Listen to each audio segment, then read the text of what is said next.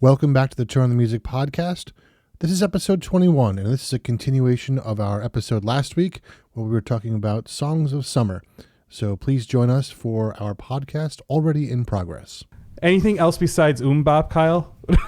Yeah, I got a list of 7 tunes. Oh, really? Let's hear it. Yeah.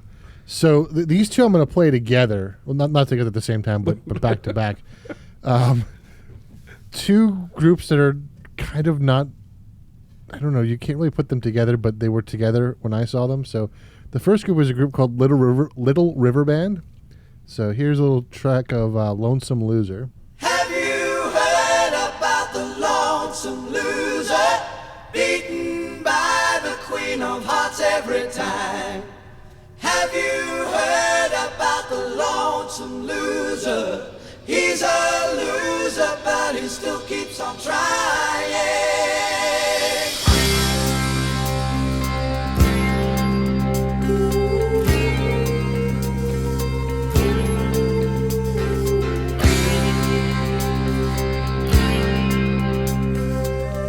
So I saw them for the very first time at Jones Beach. So again, bringing back the memories of a place and where I was. You know, CJ and I from Long Island, Jones Beach as a music venue was pretty big. And they were opening up for a group called Chicago. Wow.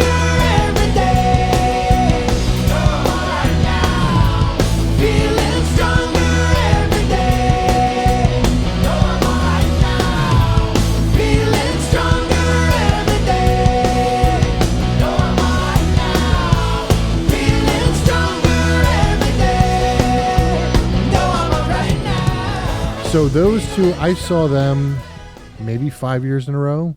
Every summer with my mom and my sister, we went to see Chicago and the Little River Band at Jones Beach.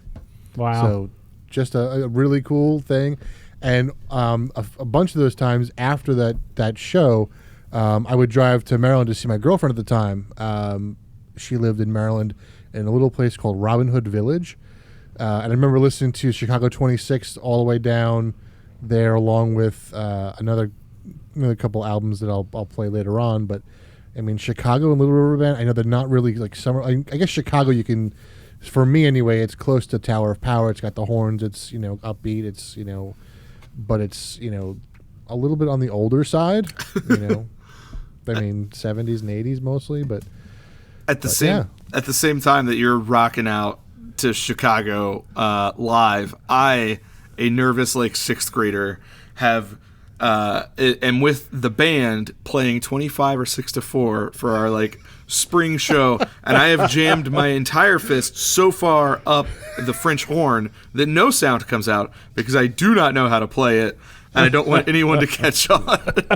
But man, in the back of my mind, I was rocking out to our concert band performance of 25 or 6-4. That's awesome. That's great.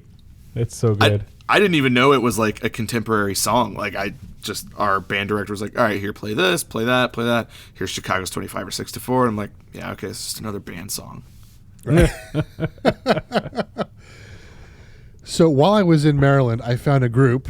One of the kids there, he was big into Irish music, which I've never really gotten into. My sister is big into Irish music. Where did I put them? Hang on. Wait, when you say Irish music, do you say you talking about traditional Irish music, or are you talking about? Not really traditional. Okay. But so I mean, it's.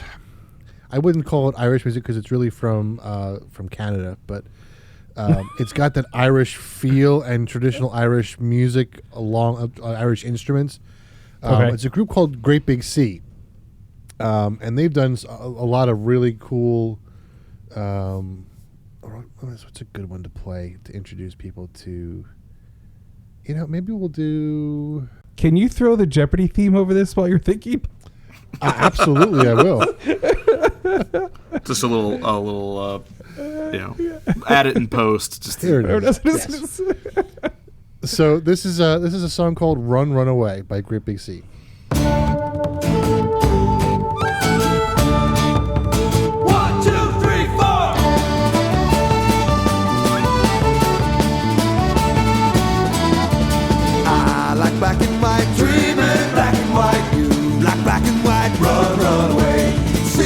chameleon lying there in the sun. All things to everyone, run, run away. Hey!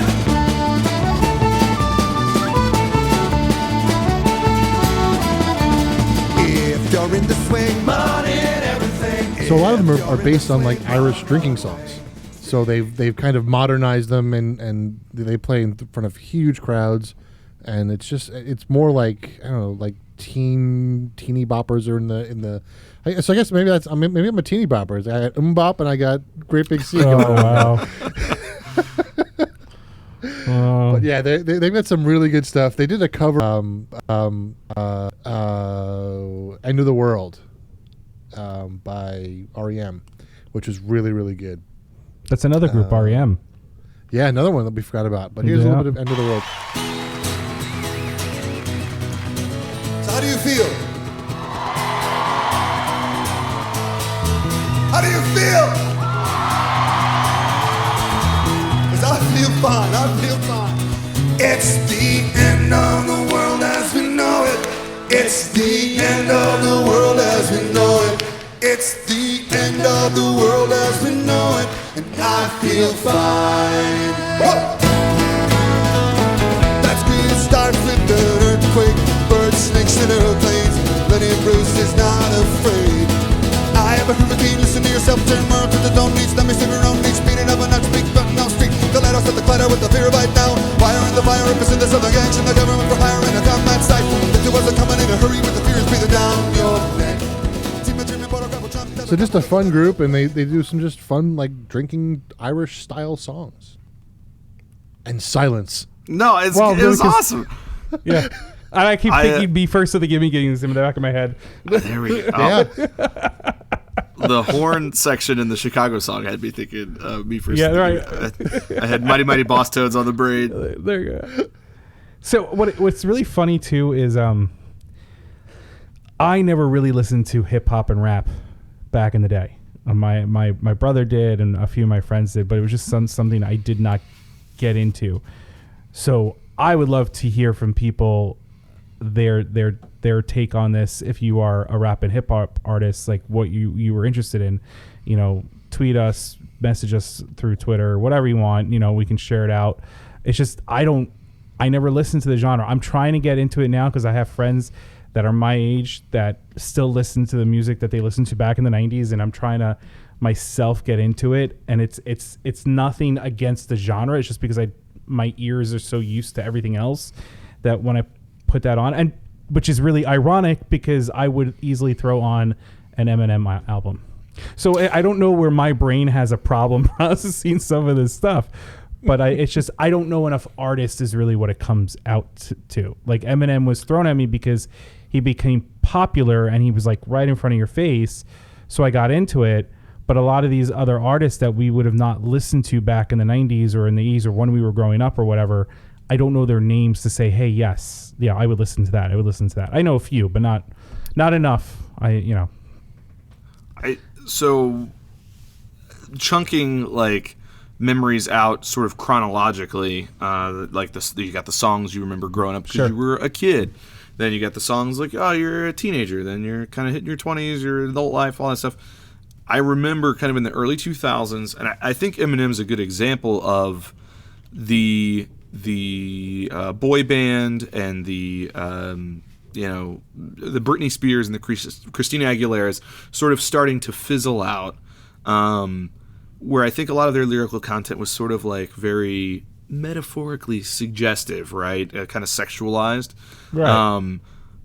But it's pop songs, right? It's all love songs, just kind of ratcheted up a little bit, a little more edgy, enough to make the generation past like say, oh heavens, I know what they're saying. It's suggestive.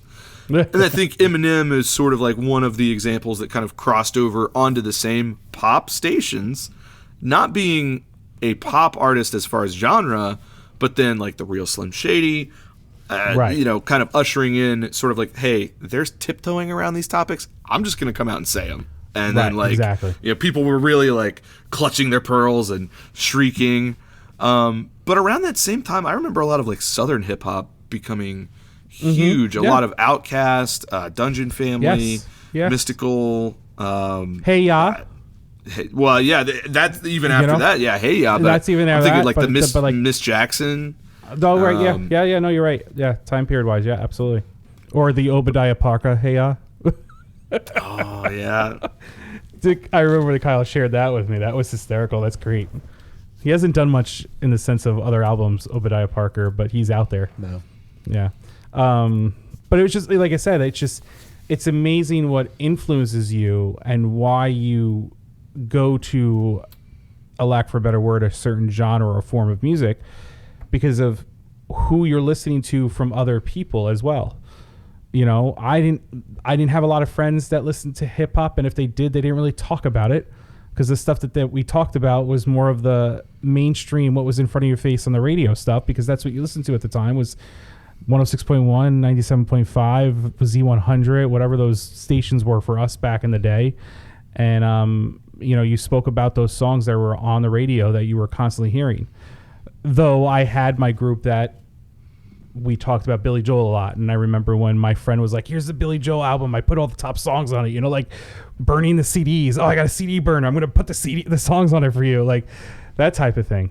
That wasn't you, Kyle.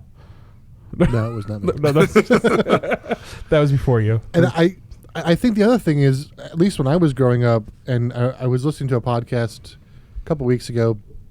It was the New Day podcast because they're hysterically funny. But Big E, who is a wrestler, he was talking about his father is a preacher, a Southern Baptist preacher, and I forget what show he was trying to watch, but it was All That on Nickelodeon. But because it had like rap in the theme song, his parents wouldn't let him listen to it, and my parents were the same way. Like hip hop, rap, like no, you're not listening to that. So I never really was exposed to that sort of stuff because of that. And I think to this day, I really don't associate myself with that, and I don't look for it. And I think that's part of the reason. But we forget how far back it goes. That it's not just that hip hop that we know in the '90s. There's decades of that stuff. It's just it's not as prominent of it. And I cut you off, Dick. I apologize, but that's the whole aspect of it. I Idlewild, the movie, that Andre, it was Andre 3000. That was in the. That's a fantastic movie, and just the whole concept of it is that, like, it's like you watch it and you're just like, this is, and you're watching a hip hop artist do this genre of music, and because he's such a talented musician, you're at first you're like, is this going to work out? Is the movie going to be good? And then like you watch the movie, it's like, it's really good. It's really well done. The dancing, the singing, the music, and everything in it. And, you know, which I grew an appreciation for him as a musician, which made me listen to his music more. You know, so it's your influence. Like you said, it's your influence too, plays a big factor. Yeah. We grew up in different parts of the country, but I feel like, you know, our demographics and exposure, culture, probably not terribly different. I'm sure Long Island is much more diverse than rural Indiana. You would think. But, well, so Kyle talked about all that, but sort of that companion show, Kenan and Kel. Like, yes. I grew up in a very homogenized, you know, relatively predominantly white. Like, I had no exposure to black culture, to the experiences of like black Americans, and then Kenan and Kel's on Nickelodeon. And even before that, there was a show, My Brother and Me. And I think for content geared towards people of my age, young adults, 10, 13-year-olds, having shows, you know, representing black culture was fairly new, and it was accessible to non-black audiences. Like to me. Not saying it was speaking for people or their experiences, but like Coolio doing the theme song for Kenan and Kel, I was like, that's awesome. And then Gangster's Paradise was big, and I'm like, okay, I love Coolio. This song is just awesome. Not knowing until probably a year ago that it was Stevie Wonder's Pastime Paradise. But I Don't knew it forget mostly. Amish Paradise. Well, I knew it mostly because for my first communion, I used the money I received to buy a cassette tape Walkman and the cassette copy of Weird Al's Bad Hair Day, which had Amish Paradise on it. There you go. Another popular song at the skating rink. But then, because, I grew up in, parents or family where it's like, oh, no, this is bad music. Like, they're not even examining lyrical content, just like, nope, straight up genre, it's objectionable. Rap, objectionable. In the early 90s, when you have gangster rap, a lot of the lyrical content was shock value. Not that I'm equipped to be an expert on the topic, but that did kind of make it even more appealing. But then Coolio came out with like a gospel album. And I remember going to churches. So my grandparents went to like more of an inner city church. And that was sort of like some cultural experience for me. And then listening to, exposure to Coolio, then segueing into a lot of the Southern hip hop that became cool. I think a lot of suburbanite white kids, an experience I am very familiar with, sort of became infatuated with and idealized a lot of the, found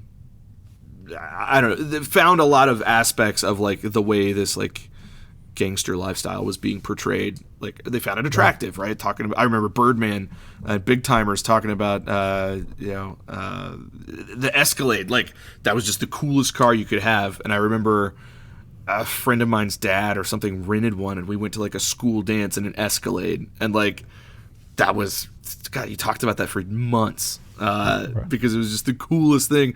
But it was because you heard it mentioned and referenced in like these songs that were endemic to like a culture that you had no idea about, and in some ways probably misrepresented a lot of things that you were totally ignorant to, but all in the same country, all people having, we all had our summer songs, we're all talking about them, but seemingly coming from completely different worlds, all in the same, the same area. So it's kind of a neat, I didn't realize how homogenized my experiences were until I grew up and joined the military, met folks from all over the country, different ethnicities, different religions, different just areas of the country, meeting people. I mean, you guys experiencing 9/11, not to like be real dour about it, but like,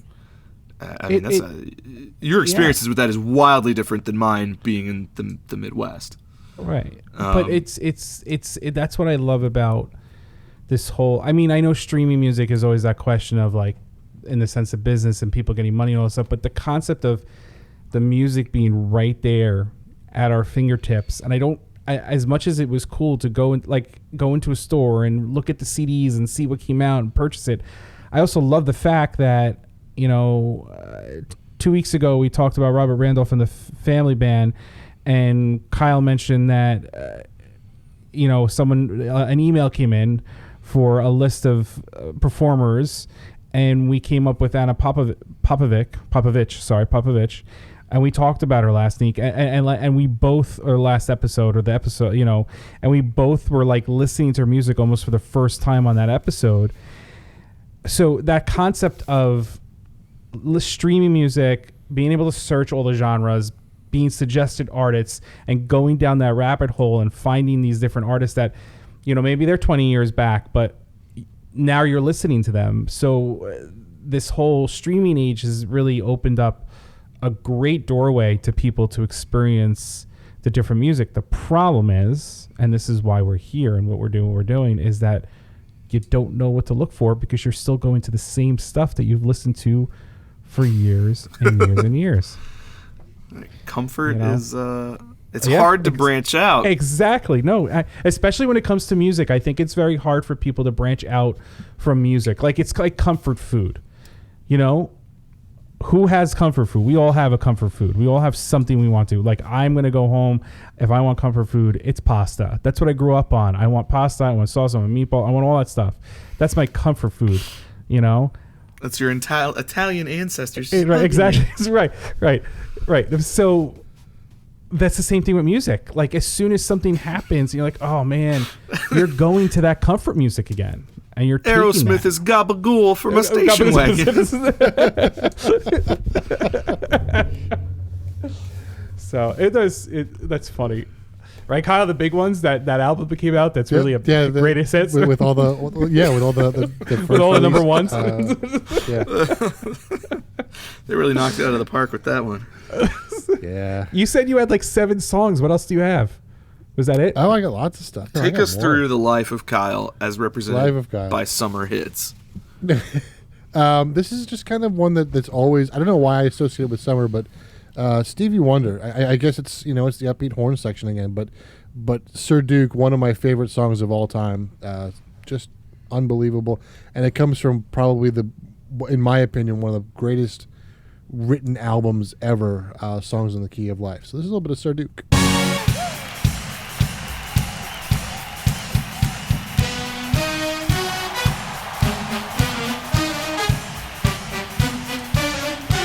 Everybody say da da da da.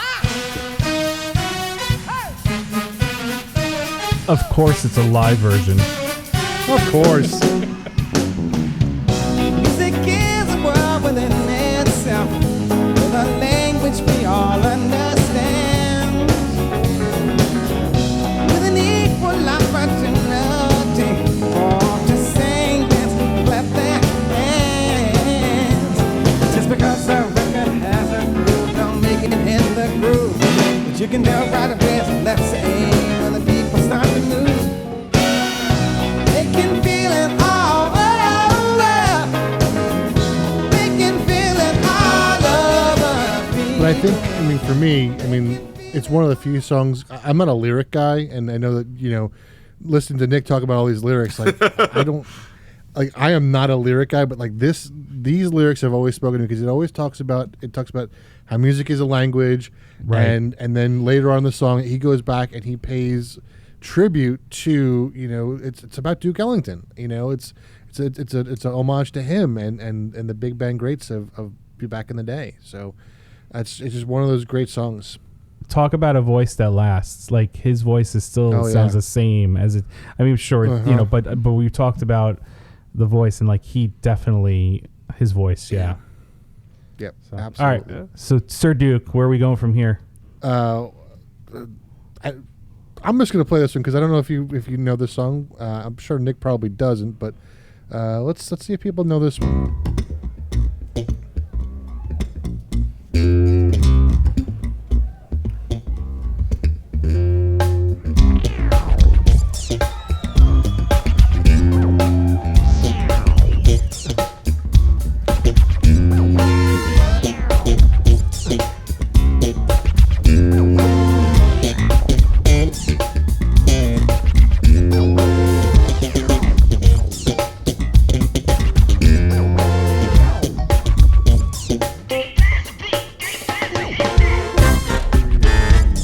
We got any good Any guesses, Nick? No, I was gonna Shazam it and like try to goof you guys, but I got I got headphones on, so I couldn't do it real fast. I don't know. I'm assuming Victor Wooten. It is Victor Wooten. Yeah, a song called "Good People." Oh, nice. Off his Live in America album. What a great album that is. I grew up Yeah. as a Primus. When I was getting into like kind of that counterculture punk rock, and so the bass stuff, and Victor Wooten was a big, I think, influence on Les Claypool, and I was like, oh man, those stanky bass grooves, I do love them very much. Yeah. So really great tune, and then another album that I've mentioned once on the show, Phil Collins' Big Band, A Hot Night in Paris. Just a great album. Let me scroll through the introduction part of this tune. But they did a cover of an Average White Band song called "Picking Up the Pieces."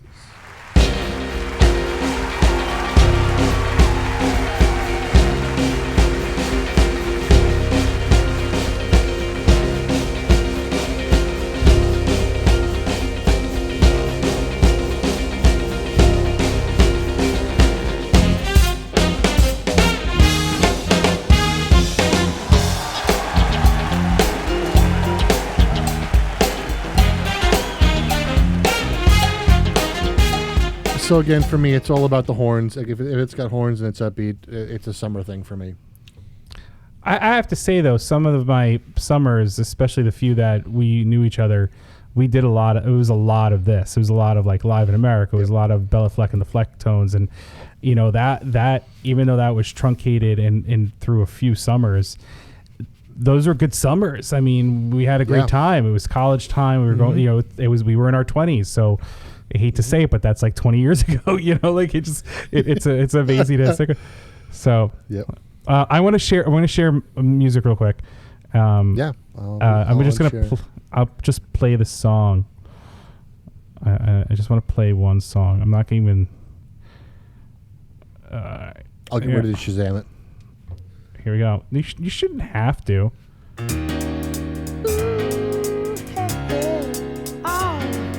What we're living in, let me tell ya.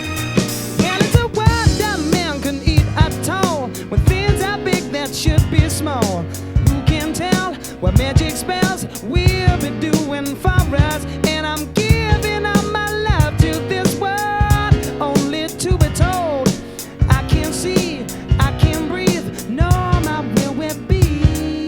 And nothing's gonna change the way we live, 'cause we can always take but never give.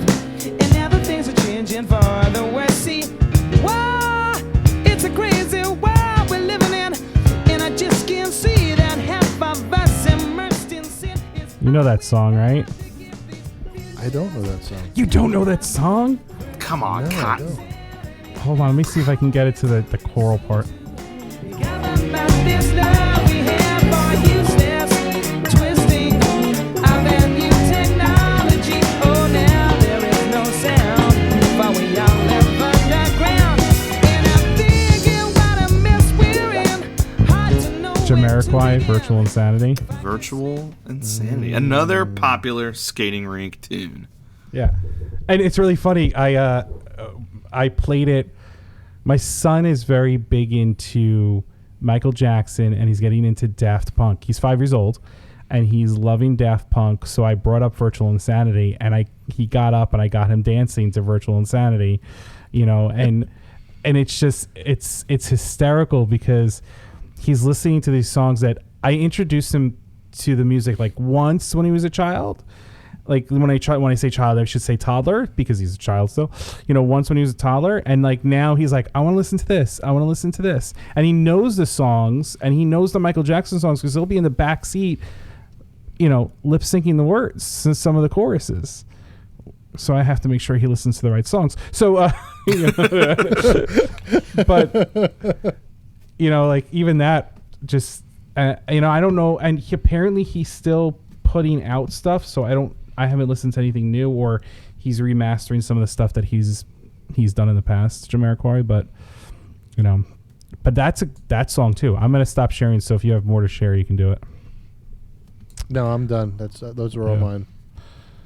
But it's one of those things. Yeah, this was the Traveling Without Moving, 1996. That's the album. Yeah, I was 16. You know? Nice. You know, and I don't know about you guys, but the music videos played a big factor. So even though like I wasn't a huge MTV person, it's just those songs that you enjoyed, you wanted to see the music videos too, because you wanted to see how they interpreted the music. Like his Virtual Insanity music video is so straightforward.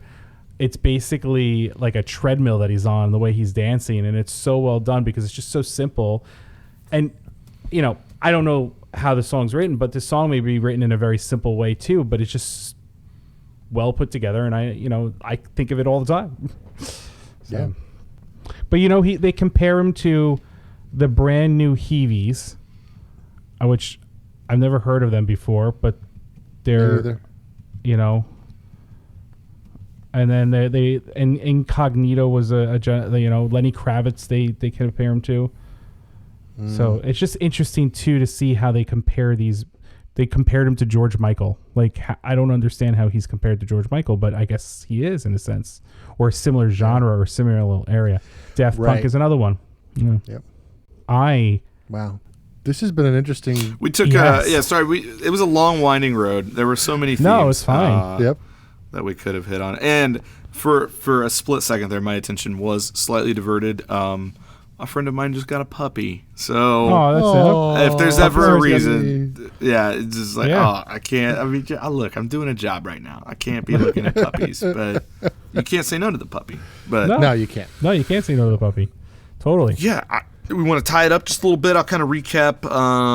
So some of the songs of summer for me that we talked about, some Coheed and Cambria stuff. Please, Kyle, edit out all these verbal pauses. Yes. Coheed What and was the album that you listened to? I'll put that in the show notes. The one that you talked about when you were listening to it. Counting boxes and stuff. Yeah. That was it's probably one of their most popular. I believe the single was Welcome Home. It was on Rock Band, which I think catapulted it into popularity. But again, like CJ said, music videos also super awesome. I believe it's one of those weird, like it's got a title and like a subtitle. Burning Star Welcome 4. Home's enough. I'll look it up. It's their third studio album. Gotcha.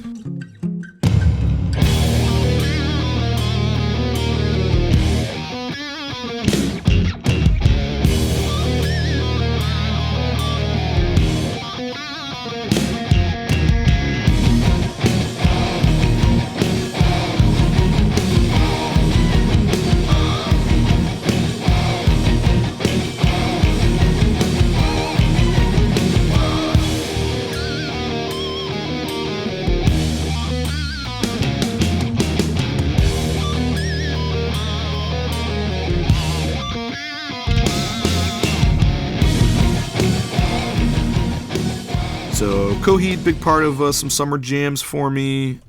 Weezer, big summer jams, kind of later in life. Early years, going back to some of the southern hip hop stuff, Big Timers, Mystical, summer jams. Yeah, it's kind of a good spattering across my summers of life. Kyle, you got some interesting ones for us? Yeah, so Hanson's Mbop, Little River Band, Chicago, Stevie Wonder's Sir Duke, some Victor Wooten, of course, and Phil Collins' A Hot Night in Paris, and Great Big Sea. That's right. Can we also just remind ourselves that back in the day they used to put out albums called Summer Jams? Oh, yeah. Remember the compilation of summer music, or what was deemed summer music, which I think is hysterical. I forgot about those. Right? You know, that might have been regional, or I was just too young. I don't know if I remember. It's no. Honestly, it's possible. It may be like before you know, because it stopped at some point and then became like Kid Pop, where they changed. So as a kid, I remember Now album. Yes. That's essentially what I think it transitioned into. Yeah. Okay, yeah. Now 4 definitely. got beat to death in my CD player. Right. So and you know, for CJ, what about you? Yeah, for me, I do go to the Beach Boys. I do go to the bubblegum oldies, where I listen to those songs from the 50s and 60s, where more 50s, but then I do go to the Aerosmith and all that great stuff that happened during the 90s, but I'll always have my it's always Beach Boys. It's always Brian Wilson. I think very highly of his music. Wouldn't it be nice if we were older, then we wouldn't have to wait so long? And wouldn't it be nice to live together in the kind of world where we belong? No, it's gonna make it that much better when we can say goodnight and stay together.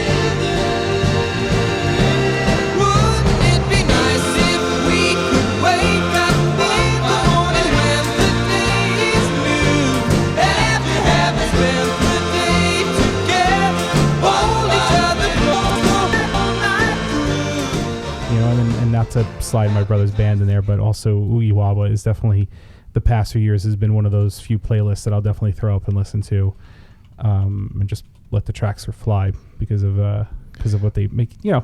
Good music, good fun time, relaxing, enjoyable.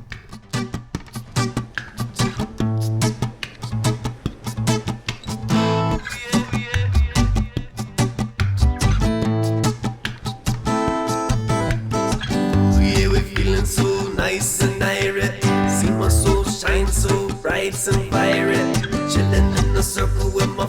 beside me and you know we feel the love now. Yeah, we feeling love, love, love. Say we feeling love, love, love. Yeah, we feeling love, love, love. Say we feeling love, love, love. So we gonna let the fire blaze, just as long as that music plays. And we chillin' in an irie days, waiting on the sunrise. And we gonna. What if we do this? What if we each choose 5 songs, and we'll put together a playlist in Spotify, Qobuz, and Apple Music, and then we'll share that in the show notes. Cool. I like that That's idea. awesome. Absolutely. Yeah, I'll gather them and we can send them up to you because you have a little bit we have a few days to upload, right? Yep. Okay, And cool. then you can stuff it like a cannoli into your Bluetooth adapter for your car. And then get in the PT Cruiser and drive down the street with the windows Throw open. the top down in that convertible PT Cruiser. Put on your pinstripe suit. That's too funny. Cool. Who's reading the end closing? I don't have it anywhere near me. Do we want to have Nick read it? If you want to send it to him, sure. It's going to go into the chat right now. Do you want to read that, Nick? Absolutely. Thank you for listening to Turn On the Music, the podcast. We hope that you join us next week. Follow us on Twitter at Turn On The Music and on Instagram at Turn On The Music Podcast. If you like what you heard, share it with a friend. And if you really want to help us promote the show, head over to Apple Podcasts or your podcatcher of choice and give us a 5-star rating. Remember, always share the sunscreen, the ice cream, the good vibes and the warm rays, and always share the music.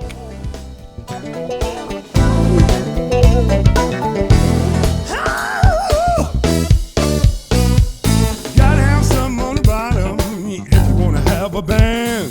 Got to have a strong foundation if you're gonna make a stand.